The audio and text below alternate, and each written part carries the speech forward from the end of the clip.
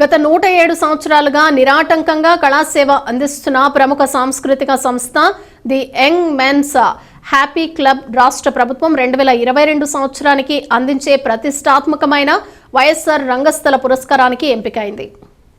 నవయుగ వైతాళికుడు కందుకూరి వీరేశలింగం సాహిత్య సంస్కరణోద్యమం ప్రభావంతో స్ఫూర్తి పొందిన దంటు సూర్యారావు, గండికోట జోగి జగన్నాథం, మాదిరెడ్డి రామాంజనుల నాయుడు, జనాబ్ కాసిం సాహెబ్లతో కలిసి ఎందరో కళాభిమానుల సహాయంతో 1916లో కాకినాడలో ఈ సంస్థను ప్రారంభించారు. 1927లో రిజిస్టర్ అయి అప్పటి నుండి 10 మంది కార్యవర్గ సభ్యులు, 10 మంది కమిటీ సభ్యులు, 100 మంది జీవితకాల సభ్యులు, 70 మంది చీఫ్ పార్ట్నర్లు, 65 మంది పార్ట్నర్లతో నిరాటంకంగా కళారంగ సేవలు అందిస్తోంది. సుగుణామణి, ఆలీబాబా, అల్లావుద్దీన్, ధ్రువ విజయం, రఘుదేవనీయం మొదలైన నాటకాలతో క్లబ్ ఎనలేని ప్రాచుర్యాన్ని పొందింది. స్థానం నరసింహారావు, దొమ్మేటి సూర్యనారాయణ వంటి దిగ్గజాలను ఈ సంస్థ పోషించింది. అలాగే ఎస్వి రంగారావు, బిఏ సుబ్బారావు, రేలంగి వెంకటరామయ్య, అంజలిదేవి, సూర్యకాంతం, సంగీత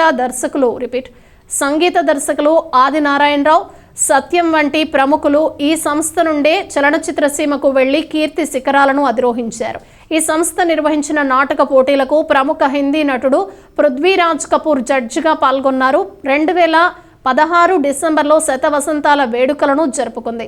కళాకారులు, కళా పోషకులు ప్రభుత్వ సహకారంతో సంస్థ 1600 గజాల స్థలంలో 500 మంది ప్రేక్షకులు తిలకించేందుకు వీలుగా the young men's happy club దంటు కళాక్షేత్రం పేరిట అత్యాధునిక వసతులతో ఏసీ థియేటర్ ఏర్పాటు చేసుకుని కళా సేవతో పాటు నాటక సాహిత్యాన్ని సేకరించి గ్రంథాలయాన్ని నిర్వహిస్తోంది.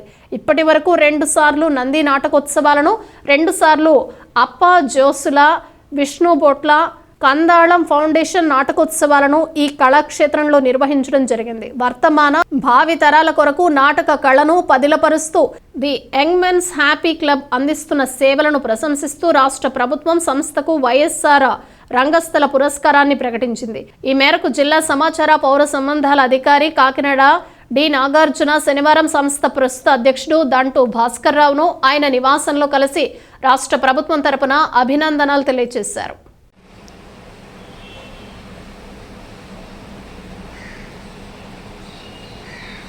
Okay sir. చెప్పి మున్సిపల్ ఇన్ఫార్మ్ చేద్దాం అనుకుంటున్నాం. మీరే చేశారు చూడండి, ఇన్ఫర్మేషన్ కూర్చుంటారు. ఐడల్ జరుగుతుందని ఈవెంట్ తెలిసింది, మెసేజ్ పంపించారు.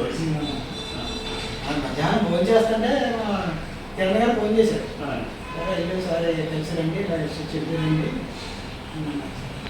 స్టార్ట్ చేశారు.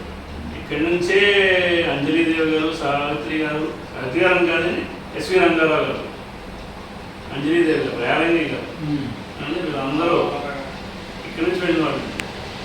చాలా ఇష్టం ఉంది. నేను 4th జనరేషన్ అండి.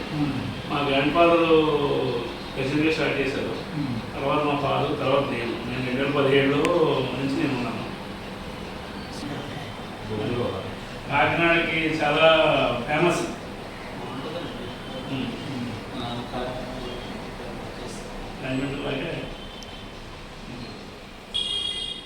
కళాజాతరలన్నీ అక్కడి నుంచే స్టార్ట్ చేస్తూ ఉంటారు. అక్కడి నుంచే